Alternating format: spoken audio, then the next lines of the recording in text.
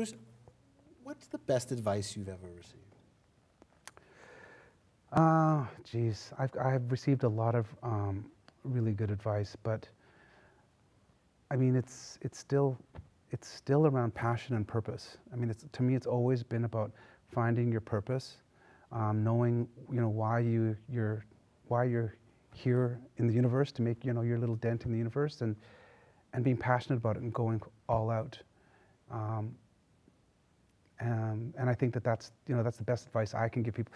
I know sometimes it comes across as cheesy to some people, but I think that's the best advice I've always had is following that passion and understanding your purpose at every point.